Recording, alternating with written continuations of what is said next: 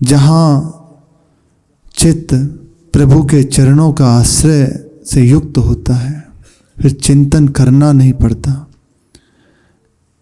जिनके हम हैं वह बात अंदर स्वीकृत हुई तो बिना प्रयास के चित्त निरंतर प्रभु के चिंतन में लगा रहता है। प्रारंभ यहीं से करें, मैं प्रभु का हूँ, प्रभु मेरे हैं। तो जो हमारी मान्यता है, संसार मेरा है, शरीर मेरा है, मैं शरीर का हूँ, मैं परिवार का हूँ, ये हटने लगेगी, क्योंकि ये असत्य है। सत्य भावना प्रभु मेरे हैं, सत्य वृत्ति जागृत होने लगेगी। यहीं से पहले वाणी से ही प्रारंभ कर दें, केवल प्रभु के सिवा मेरा कोई नहीं, एकमात्र प्रभु का मैं हूँ, एकमात्र प्रभु मेरे हैं। तो जो अविद्या का अंधकार हृदय पे छाया है वह हट जाएगा। यहीं से जहाँ हटने लगा तो जो हमारे हैं हमें उनकी स्मृति करनी नहीं पड़ेगी, होने लगेगी। संसार को अपना माना है, घर परिवार को अपना माना है, शरीर को अपना माना है, भोगों को अपना माना है, तो कब बैठ के ध्यान करते हैं? एक भी दिन विचार करें कि कहीं एकांत में माला लेकर बैठे हों कि मैं शरीर हूँ, अमुक अमुक मेरे हैं, पर बिना प्रयास के हृदय में उनकी स्मृति, उनकी झांकी चलती रहती है, उनकी चिंता बनी रहती है। कैसे इनको सुख पहुँचाऊँ, कैसे इनकी व्यवस्था करूं, क्या इनके लिए कर दूं, ये अंदर हर समय चलता रहता है। क्योंकि वहाँ अपनत्व हो गया, वहाँ राग हो गया, वहाँ आसक्ति हो गई। और जिसे संसार में प्रेम कहते हैं, यहाँ मान लिया अमुक मेरा अति प्रिय, उसके बिना जी नहीं सकता। तो आपको करना नहीं पड़ रहा कोई प्रयास, हो रहा है। बस सत्संग की कृपा से इन वचनों की हृदय में बिठाकर ये बात अंदर आ जाए, प्रभु मेरे हैं, तो खुद देख लें। ये करना नहीं पड़ेगा कि चिंतन कैसे किया जाता है, कैसे प्रभु को पाया जाता है। बिना प्रयास के आगे से आगे मार्ग स्वयं प्रभु बताते चले जाते हैं। क्या चिंतन करना है, क्या रटना है, कैसे बढ़ना है, सब प्रभु को स्वीकार कर लेना। हम करते बहुत कुछ हैं पर ये स्वीकृति नहीं कर पाते मूल की, प्रभु मेरे हैं। और सत्संग का पहला कार्य है ये स्वीकार कर लो कि प्रभु मेरे हैं। बिगड़ी जन्म अनेक की, अबही सुधरे आज। क्या करना है? हो ही राम को, अर्थात प्रभु हमारे हैं, ये बात को मान लो, जान जाओगे प्रभु मेरे हैं। सब बन गई, सब बन गई, सब कुछ ठीक हो जाएगा। बहुत जल्दी इस कृपा का अनुभव होने लगेगा। ये जो दुविधा हृदय में बनी रहती है ना, सब हट जाएगी। कहीं कि अभी तो ऐसी स्थिति नहीं है, अभी तो सब होता है, तो आप केवल दृढ़ता से इस बात को पकड़ लें, केवल प्रभु मेरे हैं, मैं प्रभु का हूं। आप देख लेना, प्रभु कृपा करके आपको असलियत दिखा देंगे। जैसे आप समझोगे, प्रेम से समझोगे तो प्रेम से समझा देंगे। और यदि उन्हें दिखा कि प्रतिकूल परिस्थिति इसके लिए जरूरी है तो प्रतिकूल परिस्थिति आपके सामने पैदा कर देंगे। जहाँ जहाँ राग करोगे वहाँ वहाँ से तोड़ देंगे, अपना लेंगे। उनका कार्य रह जाता, हमारा कार्य प्रभु मेरे हैं, मैं प्रभु का हूँ। वह ये स्वयं हृदय में ये बात अभी जैसे दिख रही है, कह दिया तो क्या हो जाएगा? हाँ हो जाएगा, क्योंकि सत्य बात है, ये वास्तविक बात है। केवल हम प्रभु के हैं और केवल प्रभु हमारे हैं। हमने जो मान लिया है कि अमुक मेरा है, अमुक अमुक, ये हमारे नहीं है। ये झूठी मान्यता, ये भ्रम के कारण हो गया। तो अब इसका पर्दा ऐसे ही हट जाएगा, प्रभु मेरे हैं। ये जहां प्रकाश पड़ने लगा हट जाएगा ये पर्दा। स्वीकार हृदय से हो जाए, केवल प्रभु मेरे हैं, मैं प्रभु का हूं। और जहां अंदर आने लगी सतत स्मृति, स्मृति से बहुत जल्दी आसक्ति हो जाती है। हम संसार के राग में फंसी इसीलिए गए। हमारा हृदय निरंतर निरंतर इसी चिंतन में लगा रहता है। तो सत्संग की वार्ता सुनकर भी, साधन करते हुए भी रंग नहीं चढ़ता, क्योंकि अंदर से स्वीकृति हो गई।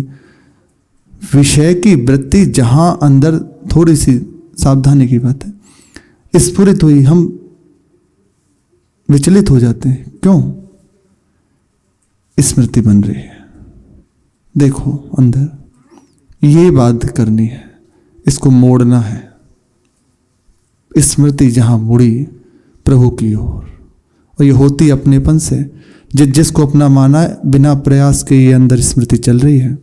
अभी प्रभु को स्वीकार कर लो तो बिना प्रयास के प्रभु की स्मृति बनने लगेगी। और स्मृति जहां बनने लगी, भगवत गीता की जब पूर्णता हुई तो अर्जुन जी के मुख्य वचन है, नष्टो मोहा स्मृति लब्ध्वा। क्या प्राप्त हुआ?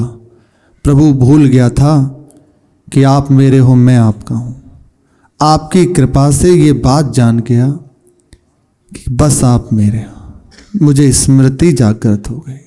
हृदय में जो मोह था कि ये मेरे परिवार वाले हैं, अमुक मेरे संबंधी, इनका वध कैसे करूंगा, इनके बिना पाप लगेगा, मारने से इनको अगर मारा तो पाप लगेगा, बहुत वर्णन करते हैं। और जहां प्रभु की कृपा से हृदय का अंधकार मिटा तो कहते हैं भूल गया था, मैं जिन्हें अपना मान रहा था वे तो हैं ही नहीं, आप ही मेरे हैं, मेरा मोह नष्ट हो गया। स्मृति जागृत हो गई। स्मृति आज नहीं तो कल जहां आपका चित्त जुड़ेगा ना, तो स्मृति का तार ही पहला होगा। गुरु कृपा सारी स्मृति को बटोर के जो संसार में ना उसे मोड़ देती है। अब तक स्मृति कर रहे थे संसार की, शरीर की, भोगों की, वह कृपा करी दृष्टि हुई, या तो दुलार पूर्वक खींच लिया, या देखते हैं कि ये ऐसे नहीं समझेगा तो वहां से प्रतिकूल स्थिति। अब आपके जो अपने थे, परिवार वाले बहुत प्रेम करते थे, अब देखना पसंद नहीं करते, खत्म।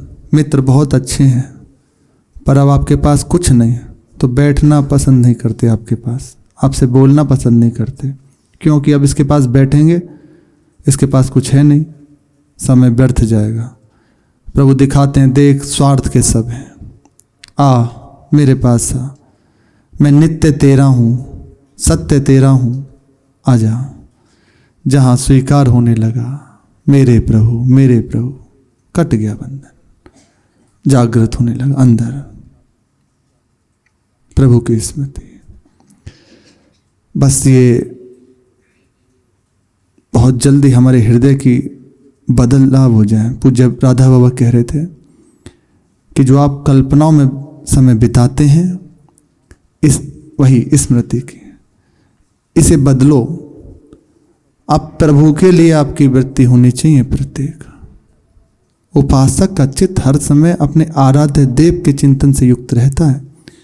जो भी कर रहा है, दिखाई दे रहा है व्यवहारिक सेवा करता हुआ, हंसता बोलता हुआ, पर उसका चित्त अपने आराध्य देव के लिए है, आसक्त है, उसकी प्रत्येक चेष्टा आराध्य देव को जारी है। जो करे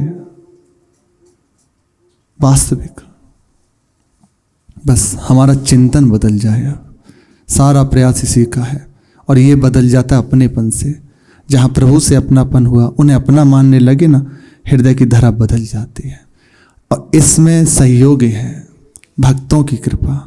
बिना भक्तों की कृपा के सतत स्मृति जागृत नहीं होती। जब उनको देखते हैं, उनके वचन सुनते हैं, हृदय में उनका प्रभाव जाता है, आ जाती है बात, प्रभु मेरे हैं। प्रसंग में चल रहा है, श्री मीरा जी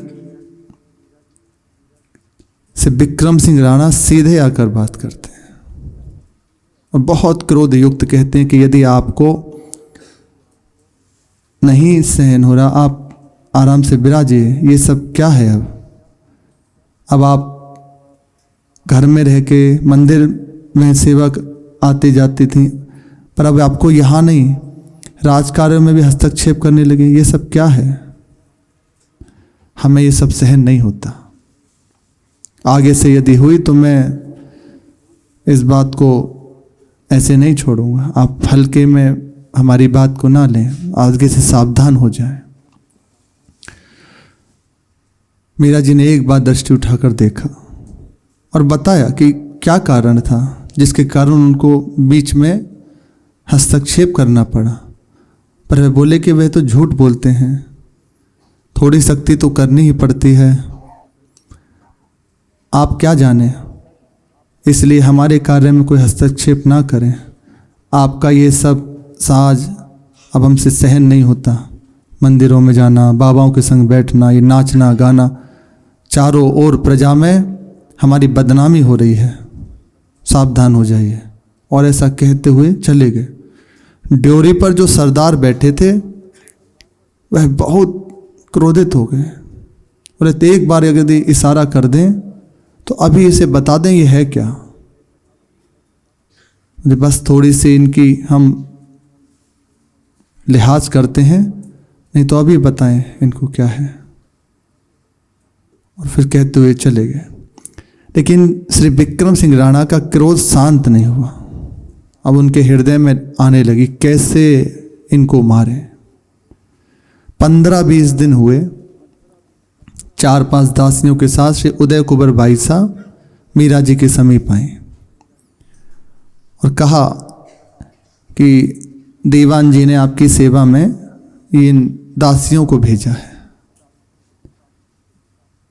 मीरा जी सहज बोली, मेरी क्या सेवा है, जो यदि है तो वही सब कर लेते, मुझे तो आवश्यकता नहीं है, इन्हें तो आप ले जाइए। पहले से ही यहाँ बहुत अधिक है, इन सब का क्या करेंगे और लेके। श्री उदय कुंवर बाई साहब कहती हैं, यदि धन संपत्ति कम हो तो श्री जी से कहकर और बढ़वा देते हैं, क्योंकि उन सब के लिए चाहिए ना खान पान विश्राम, उन सब की व्यवस्था।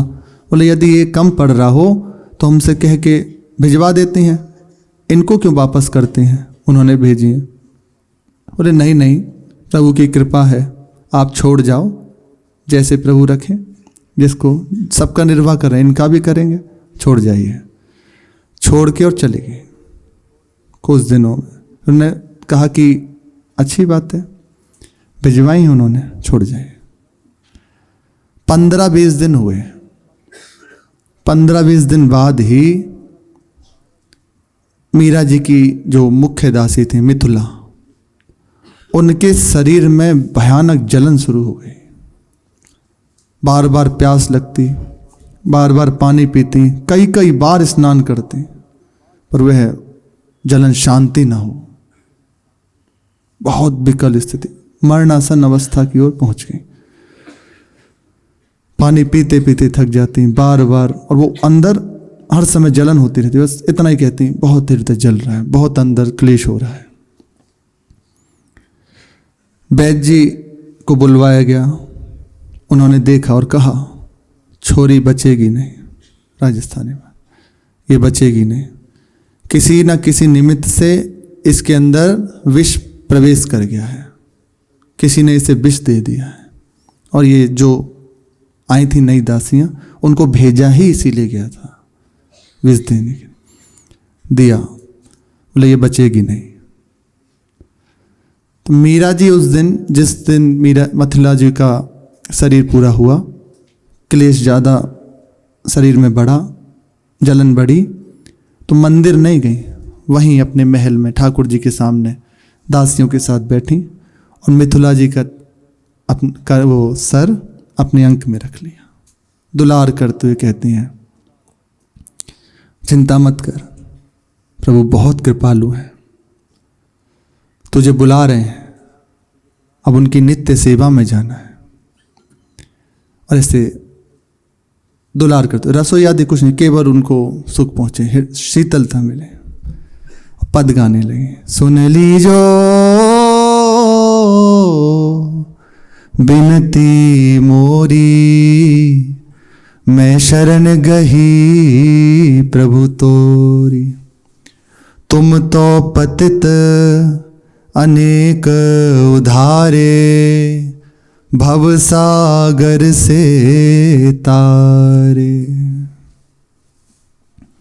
प्रभु जीवन की अंतिम अवस्था है, कोई साधन ऐसा नहीं जिससे आपको पा सके। अब एक ही बात है, आपको पुकारना। मेरे हृदय की जो पीड़ा है, जो बात है, केवल आप सुन सकते हैं। मैं आपकी शरण हूं, आप कृपा करके अब अपना लें, क्योंकि सच्ची बात हमारे हृदय की केवल प्रभु जानते हैं। इसीलिए कह रहे हैं, हृदय से ये बात स्वीकार हो जाए, प्रभु मेरे हैं, तो आपको कुछ और करना नहीं पड़ेगा, कुछ नहीं करना पड़ेगा। सब कुछ आप खुद देख लें, सारे चेहरे आपके सामने आते चले जाएंगे। जिस को मैं मानता था, जहां जहां भटक रहा था, सब झूठ, सत्य बात तो प्रभु मेरे हैं। जहां रहोगे, जैसे रहोगे, प्रभु को अपना मान लिया ना, स्वीकार कर लिया ना हृदय से, केवल प्रभु मेरे हैं, आ जाएगी, पुकार प्रारंभ हो जाएगी। प्रभु आप संभालिए, आप ही इस विनती को सुन सकते हैं, दूसरा कोई नहीं। हमारे हृदय की बात को रख सके, पूरी कर सके, दूसरा कोई नहीं, केवल आप। हरि मेरे जीवन प्राण आधार। कैसा सौभाग्य! परम भागवत महाभागवत श्री मीरा जी विराजमान है। यद्यपि वो कोई साधारण नहीं है, पर ऐसा सौभाग्य, प्रभु सामने विराजे हैं। ऐसी महाभागवत मीरा जी हैं, उनके मुख से पद का गायन हो रहा है, और सब जो परिकर है, भक्त परिकर है, प्रभु का कीर्तन हो रहा है। ऐसी स्थिति में प्राण छूटे, अब संशय, सीधा प्रभु की सेवा, दिव्य सेवा में। हरि मेरे जीवन प्राण आधार, और आसरो नाही तुम बिन, तीनों लोक मझार। हरि मेरे जीवन प्राण आधार, था बिन मोहि कछु ना सुहावे, निरख्यो सब संसार। मीरा कहे मैं दासी रावरी, दीजो मति विसार। हरि मेरे जीवन प्राण आधार। हे प्रभु, हमारे जीवन के, हमारे प्राणों के एकमात्र आधार आप ही हैं।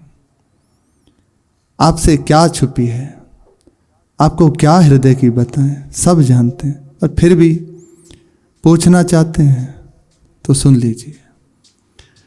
आपके बिना मेरा कोई आश्रय नहीं। तभी ये बात आ सकती है, अन्य आश्रय है तो नहीं हो सकती पुकार। सब कुछ हो सकता है, साधन कर लेंगे, ऐसा कर लेंगे, अपने में ही भटकते रहोगे, प्रभु की ओर दृष्टि नहीं हो सकती। जहां एकमात्र आश्रय केवल प्रभु का, बुद्धि का नहीं, साधन का नहीं, अन्य का नहीं, एकमात्र प्रभु का भरोसा। जहां हृदय में ये आ जाते हैं, प्रभु दूर नहीं रहते, आश्रय की दूरी है। जितनी दूरी आप आश्रय को रखते हैं, जितनी देर इस आश्रय को पुष्ट करने में आप लगा दें, ये तभी बात बनती है। और आश्रय ना ही तुम भिन्न, आपके बिना मेरा कोई आश्रय नहीं। यहां अधिकार हो गया। अब वो अधिकार पूर्वक कह रहे, प्रभु आपके बिना मेरा कोई नहीं, आप देख लीजिए। अब आपको निर्वाह करना पड़ेगा। तीनों लोक मझार, तीनों लोकों में मैं देख रहा हूं, मेरा कोई नहीं आपके सिवा। हर जगह एक बार दृष्टि घुमाकर आप देख लो कौन है आपका, विचार पूर्वक उसको देखो, क्या वो आपका सहयोग कर सकता है? मरने के समय वो आपका सहयोग कर सकता है? जीवन भर जो किया उससे बचा सकता है? अनंत जन्मों के जो कर्म संस्कार दंड देने के लिए आपको खड़े हैं, उससे बचा सकता है? आप जिसे अपना मानते हैं, जिसका आप सहयोग लिए हुए हैं, बचा सकता है? तो फिर हरि मेरे जीवन प्राणदा, आ जाओ, बहुत भटक लिए, अब लौट आओ। प्रभु आपके सिवा कोई नहीं। था बिन मोही कछु न सुहावे। इसके बाद की ही बातें, पहला आश्रय पुष्ट हो जाए हृदय में, एकमात्र प्रभु के सिवा मेरा कोई नहीं, जो कुछ है केवल श्यामा श्याम मेरे, आ जाएगा। अब कुछ अच्छा नहीं लगता प्रिया प्रीतम के सिवा। ये क्यों हमारे हृदय में नहीं आती बात? चल तो रहे ना मार्ग में, यही कारण है। अभी बहुत कोई अपना है, बहुत आश्रय है, बुद्धि का आश्रय है, परमार्थ में चल रहे हैं आप। सब बाहर से दिखाई दिया कि सब छोड़ दिया, घर परिवार आदि बाहर से कोई समय, बुद्धि का आश्रय है, अपने साधन का बल है, नहीं आ सकती बात, नहीं आ सकती। केवल प्रभु का भरोसा, एक माँ साधन हो रहा है, भजन हो रहा है, पर मेरा भरोसा आप है। श्री सूरदास जी महाराज के जिस समय पूर्णता का अवसर है, उस समय के वचन हैं, साधन और नाहिया कली में जासे होए निवेर, सूरदास बिना मूल को चेरो, द्विविध आंधरो बिना मूल को चेरो। दोनों तरफ से अंधा है, बाहर के भी नेत्र नहीं, आंतरिक नेत्र। अच्छा, कोई अर्थात अंदर का कोई बल नहीं है, किसी का भरोसा नहीं है, कोई साधन नहीं है, केवल प्रभु का भरोसा, बिना मूल का चेहरा। आपका हो भरोसा दृढ़ इन चरणन के, एकमात्र भरोसा आपके चरणों का भरोसा। भरोसा ये बहुत अद्भुत बात है, ये समझ में प्रभु दे दें। सच्ची, कितना भी आप कुछ कर लें, पर बिना भरोसे की बात नहीं बनती। कितना भी दौड़ लें, ऐसा क्यों है, ऐसा क्यों है, ऐसा क्यों है, वो रंग नहीं आएगा। बुद्धिगत आप कितना भी समझते रहें, ये वाणी में क्या लिखा है, उसमें क्या लिखा है, पर जो बात हृदय में जागृत होती है ना, वो भरोसे से होती है। कोई आश्रय नहीं, केवल प्रभु का भरोसा। आ जाएगी। वह सुना रहे हैं, अब ना समझ में आए, पर आगे निश्चित यही बात आ जाएगी, पक्का आ जाएगी, क्योंकि यही आनी है, आएगी। आप देख लो प्रभु, मीरा कहे मैं दासी रावरी, दीजो मति विचार। मेरे में बहुत अवगुण है, कुछ ऐसा नहीं जिससे आप मुझे और देख लें, आप मुझसे प्रसन्न हो जाएं, पर आपकी हूं। ये बात मेरी बन गई कि मैं आपका हूं, आपके सिवा मेरा कोई नहीं, इसलिए मुझे बिसरा मत देना। पद सुना, मीरा मिथिला जी कहती हैं कि बाई हुकुम, बहुत हृदय में दाह हो रहा है, बहुत जलन हो रही है शरीर में, असहनीय है। और एक विनती है मेरी, कृपा करके उसे आप स्वीकार कर लीजिए। मुझे इतना आशीर्वाद दे दीजिए कि जन्म जन्म में आपके इन चरणों की दास्ता मुझे प्राप्त हो। ये संकेत है प्रभु, आप नित्य अपने धाम में बुलाइए, मत बुलाइए। हम इस योग्य नहीं कि आप बुलाएं या अपने पास रखें, पर इतना जरूर कर दीजिएगा, बार बार जन्म हो, जहां आपकी इच्छा हो ले जाओ, नरक में स्वर्ग में, बस आपके अनुरागी प्रेमी जनों का संग न छूटे, उनके चरणों का सत्संग न छूटे, उनका सानिध्य न छूटे, उनकी सेवा न छूटे, उनकी समीपता न छूटे। हमारे अंदर तो बहुत अवगुण है, पर आप कृपा मूर्ति है ना, इतनी कृपा जरूर कर दीजिए। महाप्रभु कह रहे हैं, यत्र यत्र मम जन्म कर्म भिर नारकेत परमे पदेथ वा राधिका रति निकुंज मंडली तत्र तत्र हृदय में विराजिता। हे लाडली जी महाराज, जैसी आपकी राजी हो, जहाँ जहाँ आपको ले जाना हो, नरक में, स्वर्ग में, परम पद में, जहाँ आपकी इच्छा हो, पर इतनी कृपा जरूर कीजिएगा, आप अपने परिकर के साथ मेरे हृदय निकुंज में विराजमान हैं। नरक में भी रखो तो वहाँ भी यही करेंगे, आपका सत्संग करेंगे, बैठ के कीर्तन करेंगे, यही कार्य करना है। जहाँ आपकी राजी, हम ये नहीं कहते आप हमें बुला लीजिए। भगवत रसिक देव जी कहते हैं, नरक स्वर्ग अपवर्ग आस नहीं त्रास है, जहाँ राखो तहाँ रहो मान सुख राशि है। देहु दया करिदान न भूलो के लिको, भगवत बलित तमाल बिलो को बेलिको। हे श्यामा श्याम, नरक में रखो या परम पद में रखो, मुझे ना इसकी कोई आशा है ना इससे कोई भय है, आपकी राजी। हाँ, इतना जरूर चाहता हूँ, दीजो मति विसार, आप मुझे ना भूल जाना और मैं आपको ना भूल जाऊं। आप युगल सरकार ऐसे खेलते रहो, मैं ये देखता रहूं, जहां आपकी राजी हो रखो। ये अपनी बात इतनी है, हम आपको नहीं भूल सकते, आपकी स्मृति नहीं छोड़ सकते। यहीं से बात शुरू हुई और ये होती अपनेपन से, अन्य आश्रय के त्याग से होती है। केवल श्यामा श्याम मेरे हैं, बस सब जो भी हो जाए, चाहे जो हो, प्राण छूट सकते हैं, प्रभु को नहीं छोड़ सकता। आपकी राजी है, कभी स्वीकार मत कीजिए, जहां आपको रखना हो रखे, पर मैं आपके चरणों को नहीं छोड़ सकता। आप मेरे हैं, जन्म जन्म में आपके इन चरणों की दास्ता मुझे प्राप्त हो, इतनी कृपा जरूर कीजिए। सर पे हाथ ऐसे तुलार पूर्वक फिरा रही हैं। तू भाग्यवान है, प्रभु अपनी सेवा में तुझे बुला रहे हैं, उनका ध्यान कर, देख हृदय में उनकी स्मृति कर, मन में उनका नाम जप, दूसरी ओर से मन हटा ले। अब जो भी है सब लौटा, वापस आ जा।